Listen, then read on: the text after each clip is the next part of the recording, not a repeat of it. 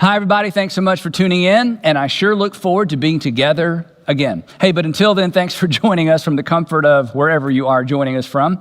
And for those of you who've allowed us to be your church while your local church is gearing up to reopen, we have certainly enjoyed having you, and we will be here as long as you need us. Today, we begin a brand new 4-part series entitled Leading Through, and the subtitle is 3 Essentials for Navigating Uncertainty. 3 Essentials for Navigating Uncertainty. Now, here's the thing. Here's what we all have in common. In light of everything that's happened the past several months, there's a sense in which we are all picking up the pieces, moving forward the best that we can. But many of us, and I bet this includes you, many of us are responsible for helping other people move forward as well. Family members, maybe employees, team members, students, members of the community. So if you're a parent, a manager, a business owner, an executive, a teacher, a coach, a mayor, maybe part of a city council, people are looking to you and they're looking to me for direction. They're looking to us for inspiration, and mainly, they're looking to us for hope. And you know this because you're a leader. Leading under normal circumstances and leading in normal conditions is tough enough, right? But leading people through and out of what we've just come through, not for the faint of heart. And I won't tell if you won't, but the people who are looking to us for leadership, they have no idea how unprepared we are and how unprepared we feel, right? Because, come on, we don't have all the answers. We don't have all the answers. We don't always know what to do. And isn't it true? We're just kind of making this up as we go along. At least I know I am. So anyway, having the discipline and I think having the humility to admit that you don't have all the answers, it actually makes you a better parent, a better boss, a better teacher, a better government official, better coach. It makes you a better leader. I mean, come on. There's no point in kidding ourselves. And there's no point in kidding the people who are looking to us for direction. Uncertainty is a permanent part of life, and it's a permanent part of the leadership equation. In fact, uncertainty is why the world needs leaders. It's why your family, your company, it's why your city needs you. So here's what we're going to do. In this series, we're going to discuss 3 essentials for leading through times of disruption and leading through uncertainty. Now, I think these are non-negotiables. I think to some degree, these are irreducible minimums. They're always important, but in times of uncertainty, I think they're more important than ever.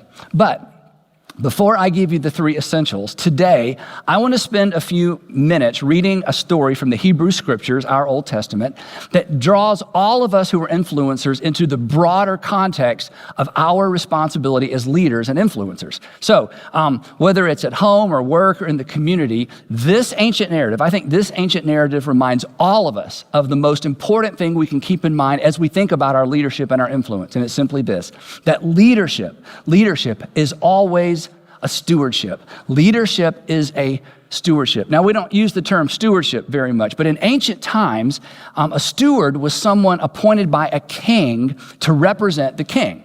So a steward had the authority of their authority, the king, because the king loaned it to him. It was given to them, and it could be taken away. And as we're going to discover, this is true of our influence and our leadership as well. And the more successful we are, the more successful you are, the easier it is to lose sight of this very, very, very important component of leadership. To put it bluntly, to leverage kind of modern business vernacular, we don't have people. We have responsibility to people because someone loaned us our responsibility. All leadership is a stewardship. And here's the second part. Not only is it a stewardship, it's temporary. It's temporary. The clock is ticking. Time will eventually run out on your influence. Time will eventually run out on your authority. Eventually, it'll either be taken away from us or we will simply give it away because it's temporary. And the reason it's temporary is we're temporary. And knowing there's an expiration date on our influence should inform our posture and our tone and our humility as leaders. We should lead with the end in mind because there's an end. Eventually, our time runs out. And when it ends, your legacy will be established. And here's some bad news.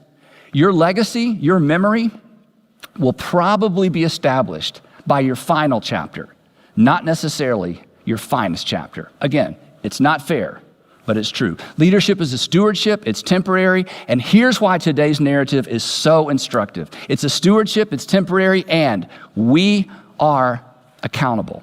Everybody is accountable to somebody for how they steward or manage their influence. But today's narrative reminds all of us that our accountability as leaders goes beyond a boss, a board, a constituency, or a base. In fact, if you believe in some way or shape or form that all men and women are created in the image of God, and that consequently, the people you lead and the people that you're raising, the kids that you're raising are technically or actually your brothers and your sisters, then ultimately we are accountable to God for how we lead and how we leverage our influence. Jesus taught this, Jesus modeled this, and today's text illustrates it. Today's story takes place around 580 BC, and the main character in the story was an extraordinary military and political leader who confused progress with greatness, which is so easy to do, isn't it? And he was ultimately brought to his senses in a very unusual way. His name is Nebuchadnezzar. Nebuchadnezzar was literally the most powerful man in the world in the day in which he lived. He was the king of Babylon. He resided in the city of Babylon, which is located in modern-day Iraq. Now, this is super important. About 20 years before the story we're going to look at today, about 20 years before that, Nebuchadnezzar invaded Judah. The city of Jerusalem was actually spared for the time being. But while he was there, Nebuchadnezzar went in and rounded up members of the nation's elite, their citizens, their best and their brightest people, and brought them back to Babylon as hostages. And included in this number of folks were Shadrach, Meshach, Abednego, and Daniel. Then, a few years later, Nebuchadnezzar returns to Jerusalem. He sacks the city. He destroys the temple, but before he destroyed it, he looted it. And then he takes all the contents of the Jewish temple to Babylon, and he places them in the palace vault. Now, I need you to log all of that away because those details become very important toward the end of today's story. Now, Daniel and the Judeans exiled in Babylon, for them, the moral of this story was simple, that God was judging the nation of Israel for its disobedience, and that basically God was putting the nation in timeout until they got their act together, until they decided to become faithful to the covenant. So for them, that's how they understood these events. But King Nebuchadnezzar didn't see it that way. The way he saw it, it was very simple. His God, Marduk, was clearly more powerful than the Jewish God, Yahweh. And Israel's God had lost. So consequently, that's just the end of the story, right? But as it turns out, that was not the end of the story. In fact, it's actually why we know this story. Daniel documents these unusual events in the Old Testament book of Daniel. He'd been in Babylon for about 20 years by this time. He'd become a trusted advisor to King Nebuchadnezzar. And according to Daniel, Nebuchadnezzar had a disturbing, terrifying dream that he was absolutely sure had some kind of significance for him and possibly for Babylon. And so Daniel documents what Nebuchadnezzar describes as this horrible dream. Here's what he writes. He said, I, Nebuchadnezzar, was at home in my palace, contented and prosperous, and I had a dream that made me afraid. And here's what he dreamed. He dreamed that there was this enormous, beautiful tree that was visible to all the earth, and all the animals of the earth rested under the canopy of this enormous tree, and it provided food for all the earth's creatures. Then, in the dream, he hears this loud voice from heaven that says, cut it down. And in his dream, suddenly, this enormous tree is cut down to a stump. And then in the dream, the voice says this. It says, let him be drenched with the dew of heaven, and let him live with the animals among the plants of the earth. And let his mind be changed from that of a man, and let him be given the mind of an animal, till 7 times pass by for him. And then the voice announces this. The decision is announced by messengers. The holy ones declare the verdict, so that the living may know that, and here's the bottom line for Nebuchadnezzar, and here's the bottom line for us, that all the world would know that the Most High is sovereign over all kingdoms on earth and gives them to anyone he wishes and sets over them the lowliest of people. So when Nebuchadnezzar wakes up from this dream, he is terrified and he knows it has something to do with him. So he calls in all the usual suspects to help him interpret this dream, and they either can't or perhaps they won't. And eventually he brings in Daniel. And when Daniel hears Nebuchadnezzar's dream, he also is terrified. In fact, Daniel is so terrified when he hears Nebuchadnezzar's dream that Nebuchadnezzar actually has to comfort Daniel. And here's what Daniel says. He says, my Lord, if only the dream applied to your enemies and its meaning to your adversaries, but it doesn't. It's all about you. And then I think perhaps because of what he was about to say, Daniel takes a step back and he says, King Nebuchadnezzar, here's what the dream means. The Most High God has decreed that you will be driven away from humanity, that you're about to become like a wild animal, that you're going to humiliate yourself publicly, and that this will go on until you finally acknowledge, and then maybe he takes another step back, until you finally acknowledge that the Most High God, not you and not Marduk, is sovereign over the kingdoms of men. And then he gives him a little bit of good news. He says this, he says, your kingdom will eventually be restored to you, but not until you acknowledge that heaven rules. Therefore, your majesty, be pleased to accept my advice. And then Daniel steps into his role as an advisor to the most powerful man on the planet. And here's what he says. He says, renounce your sins by doing what is right, and your wickedness by being kind to the oppressed. It may be that then your prosperity will continue. Well, Nebuchadnezzar was terrified by the dream, but apparently he wasn't all that terrified because nothing changed for 12 months. And then everything changed. 12 months later, King Nebuchadnezzar was walking on the roof of the royal palace of Babylon, and he said to himself, or he said out loud, is not this the great Babylon I have built as the royal residence by my mighty power and for the glory of my majesty? And we can hear the music change, can't we? And we can pretty much guess what happens next, can't we? The words were still on his lips when a voice came from heaven, and the voice said this is what is decreed for you, King Nebuchadnezzar. Now, King Nebuchadnezzar is the one who's accustomed to making the decrees. Now someone is making a decree about him. King Nebuchadnezzar, your royal authority has been taken from you. It's been taken because it can be taken, and it can be taken because it was given. It was on loan. It was a stewardship, Nebuchadnezzar. And Nebuchadnezzar, you didn't know it, but you are accountable, and you're being called to account. You made it all about you, and now you're through.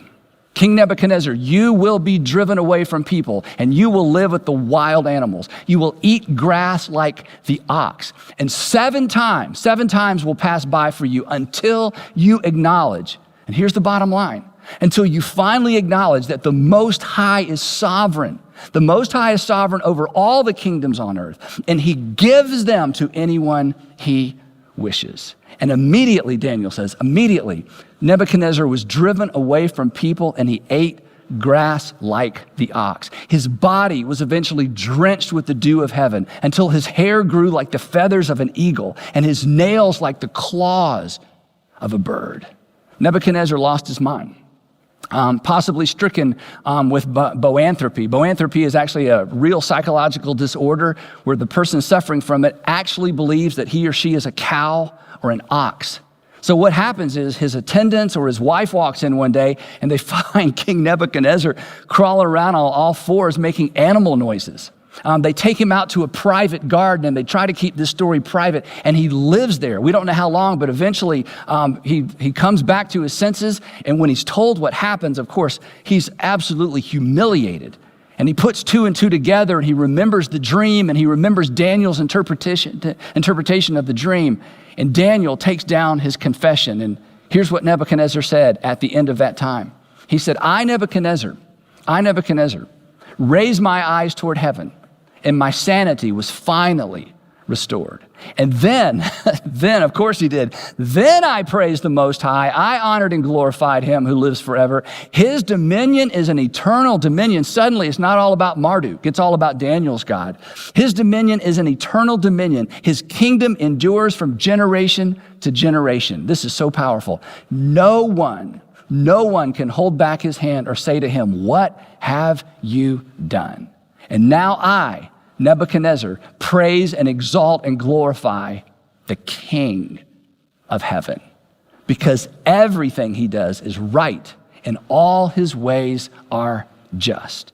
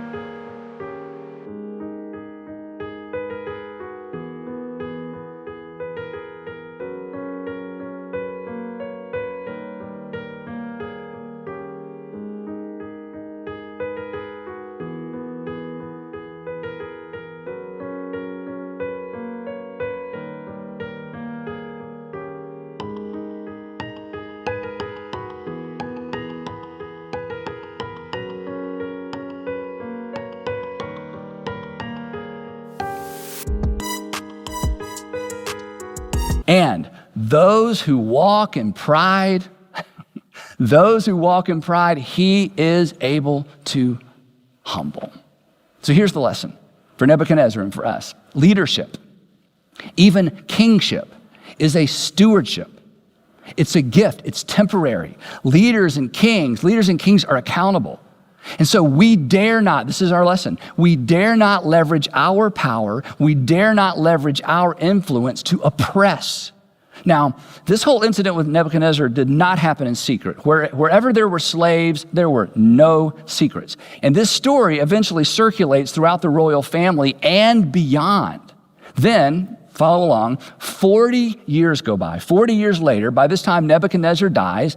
There were 2 or 3 other kings that lasted for a very short time, but 40 years later, the new king of Babylon is Nabonidus. He's the brand new king of Babylon.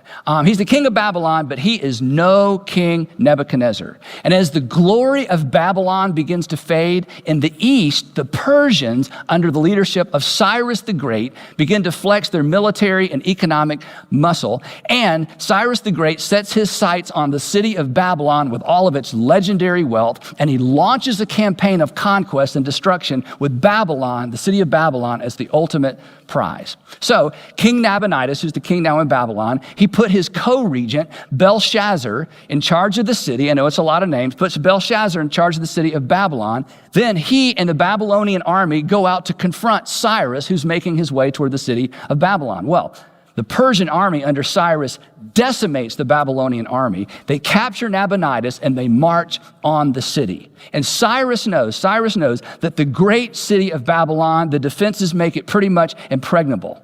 But he's going to march on the city anyway. Meanwhile, inside the city of Babylon, Belshazzar, who now considers himself the king, prepares the city for a protracted siege. He reinforces the gates as the Persian army surrounds the city. And he's so confident the Persians will never breach the walls of Babylon. I mean, from his perspective, the Persian army is going to, thirst to death, starve to death, or if they stay too long, they're going to freeze to death. But there was no way they would take the city of Babylon. So, with the city's defenses set, Belshazzar decides to throw a party, a huge party. Now, in light of what happens next, it's important to note that Belshazzar was actually the late King Nebuchadnezzar's grandson. In the text, it refers to him as Nebuchadnezzar's son, but that's just the way they talk. He was actually King Nebuchadnezzar's grandson. So here's what happened next. King Belshazzar gave a great banquet for 1,000 of his nobles. This was a big party, and he drank wine with them. And while Belshazzar was drinking his wine, he gave orders to bring in the gold and silver goblets that Nebuchadnezzar, his father or his grandfather, had taken from the temple of Jerusalem. We talked about that up top, remember? So they brought in the gold goblets that had been taken from the temple of God in Jerusalem. And the king and his nobles, his wives and his concubines drank from them. They essentially made a mockery of these sacred things that had been taken from God's temple in Jerusalem. But it gets worse. As they drank the wine, they praised the gods of gold, the gods of silver, of bronze, iron, the gods of wood, and the gods of stone. And Yahweh had finally had enough.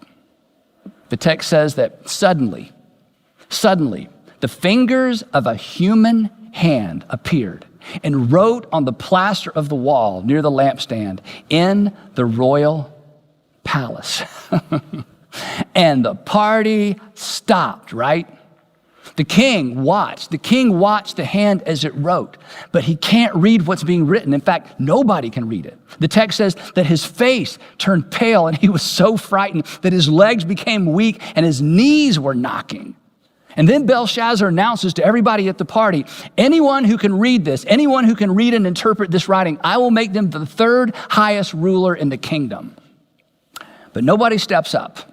Now, his queen, who apparently either wasn't invited to the party or who left early, hears all of this commotion, or maybe she hears a lack of commotion. She steps into the banquet hall. She glances up at the wall and sees this strange writing on the wall. And she comes over to the king and she says, "Pumpkin," or however she referred to Belshazzar. "Pumpkin," she says, "don't be alarmed. Don't look so pale. There's actually a man in your kingdom who has the spirit of the holy gods in him. King Nebuchadnezzar actually appointed him to be the chief of the magicians, enchanters, astrologers, and diviners a long time ago. And this man has in him the ability to interpret dreams, explain riddles, and to solve difficult problems. Call for Daniel, and he will tell you what the writing means." Now, Daniel must have been in his 70s by this time. Apparently, he'd been forgotten by everybody except perhaps the queen. So they find Daniel, they usher him in. Belshazzar repeats his promises of wealth and glory and power. Daniel shakes his head. He glances up at the strange script that's, written on the plaster, and he says, "You may keep your gifts. You may keep your gifts for yourself, Belshazzar, and give your rewards to someone else. Nevertheless, I will read the writing for the king, and I will tell him what it means." And I'm sure you could have heard a pin drop in the throne room as Daniel begins. And he says this, Your Majesty, he recounts a little history, puts this in context.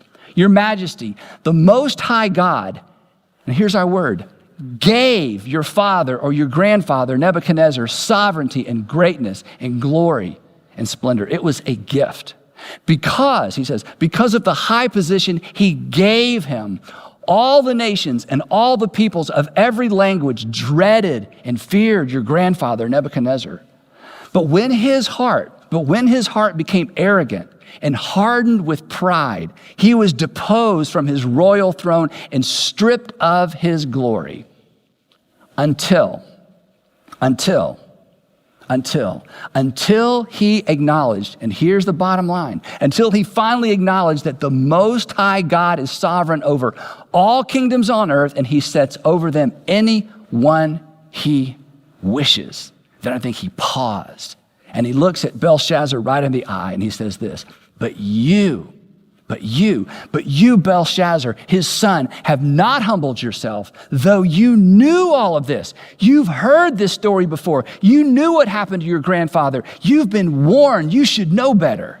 But instead, you have set yourself up against the Lord of heaven. And then I think Daniel got a little bit angry because as he looked around the throne room and he saw these precious articles that had been stolen from the Jewish temple being used the way they were, and he shakes his finger in the face of the king and he said, "You had the goblets from his temple brought to you, and you and your nobles and your wives and your concubines drank wine from them. You have made a mockery of Yahweh. And then, to make it worse, you praise the gods of silver and gold, of bronze, iron, wood, and stone, which cannot see or hear or understand." He just offends their entire pantheon of gods. "But you did not honor the God who holds in his hand your life and all your ways. Therefore, he sent the hand that wrote the inscription," to which he could have added, "And are you really sure you want to know what it says? Here is what the words mean. Mene, God has numbered the days of your reign and brought it to an end." Belshazzar, your leadership was a loan, and God is calling the loan. Tekel, you have been weighed on the scales, and you have been found wanting. You are accountable. You've been evaluated. Perez, your kingdom is divided and given to the Medes and the Persians. It's been taken away. You thought it was yours. It was never yours. He gives and he takes away, and now he's taking it.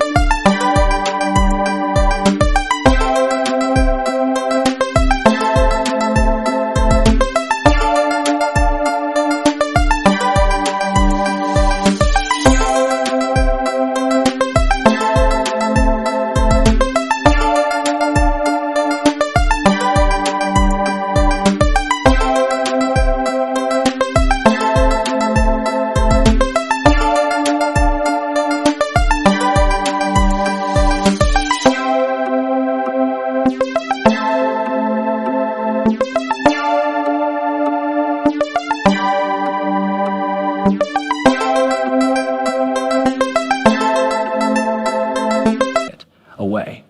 Now, while all of this is going on, while they're having the party, while Daniel's interpreting, what's been written on the plaster, unbeknownst to anyone in the room, Persian engineers were actually diverting a portion of the Euphrates River into a swamp outside the city. Now, the Euphrates River actually ran under the wall of Babylon and through the city. That's why they had an endless water supply, and that's why they were not afraid of a protracted siege. But here's the thing. By diverting the water supply, the Persian engineers caused the level of the Euphrates River to drop. And when it was low enough, a Persian SEAL team swam under the wall, killed the Babylonian guards guarding the gates, and then dragged those enormous steel-girded doors open, and the Persians took the city. In fact, Daniel tells us that very night, Belshazzar, king of the Babylonians, was slain.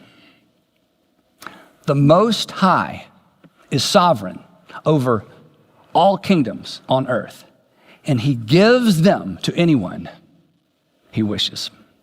Now, I'll be honest, I'm not sure how all of that works, but if it's true, and I think it is, there's something there for all of us who have any measure of influence. Your talent, your education, your family connections, your hard work, your discipline, or maybe just your plain luck, put you in a place of influence.